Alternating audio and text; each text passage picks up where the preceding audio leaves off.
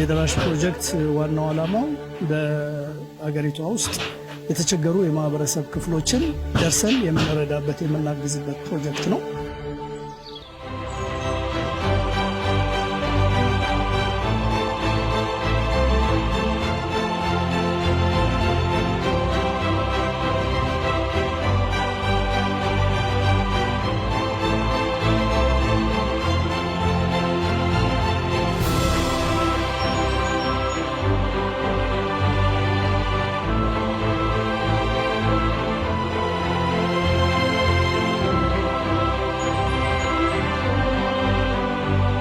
እጅግ በጣም ጥሩ ስሜት ነው የተሰማኝ። ምክንያቱም እዚህ የተሰማኝ ስሜት ሰዎች የግድ የሆነ ስሜታቸውን ለማየት የግድ ራሳቸው መደሰት የለባቸው። ሰዎች ሲደሰቱ ማየት ራሱ ትልቅ ደስታ ነው። ብዙ የደራሽ ፕሮጀክቶች አከናውነናል በሃይንከን ኢትዮጵያ። ይህ ስድስተኛችን ነው። አዲስ አበባ ከተማ 4 ክፍለ ከተማዎች ውስጥ ቤቶች ገንብተናል። ሐረር አምና እንደዚሁ የደራሽ ፕሮጀክት ነበረ። ዘንድሮ በደሌ መተናል። በጣም ነው ያስደሰተኝ የበደሌ ከተማ። በትክክል በእውነት ለተቸገሩ ሰዎች ይሄ ችግር የቤት የመኖሪያ ቤት ችግር በጣም ትልቁ ዋናው ችግራቸው ለሆኑ ሰዎች ስለሆነ ይሄ ቤት የሚደርሰው እስካሁን ከሰራኑ ፕሮጀክት በሙሉ ከ6ቱ ያውኑ በጣም አስደስቶኛል። በእውነት ነው የምነግራቸው። እነዚህ ቤተሰቦች ወደዚህ ወደ ተሰራላቸው ቤት ሲገቡ በጣም ከፍተኛ ደስታ የተሰማኝ።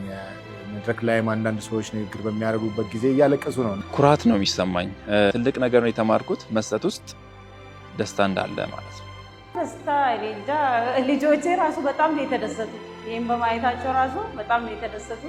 የመጨረሻ ማለት እንችላለን የደሃዎች ደሃ የመጨረሻ ደሃ ነው ሰሌክት ተደርጎ እዚህ ዛሬ ልናስተላልፍ ላይ ያለ ነው። እዚህ ዛሬ እንደምታዩት እዚህ 20 መኖሪያ ቤቶች ለ20 ችግረኛ ወገኖቻችን ማወራዎችና አባወራዎች እናስረክባለን። እንግዲህ ሄኒከን የሚለው ምንድነው መሰላችሁ? እድገታችን ከሀገሪቱ ጋር ነው ይላል። እኛም በደሌዎች እድገታችን ከኮሚኒቲው ጋር ነው። ከዚህ በፊት የከብት እርባታ፣ የዶሮ እርባታ ጀርባ ላይ ስተናል። ከእጅ ወደ አፍ ነው የምንኖረው ኑሮ የምንሰራ። አሁን ደግሞ የበለጠ ቤትም ስላገኘን የበለጠ ሰርተን ኑሯችን አሻሽለን ህዝቡ ጋር መኖር ነው።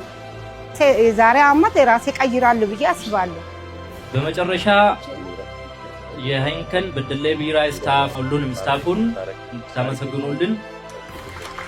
አሁን ደግሞ ያማረ ቤት ስለሰጡን ድርጅቱን አመሰግናለሁ።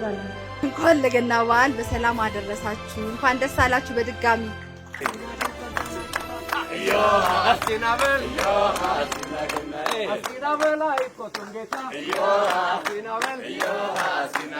በደሌዎች በጣም እንወዳቸዋለን።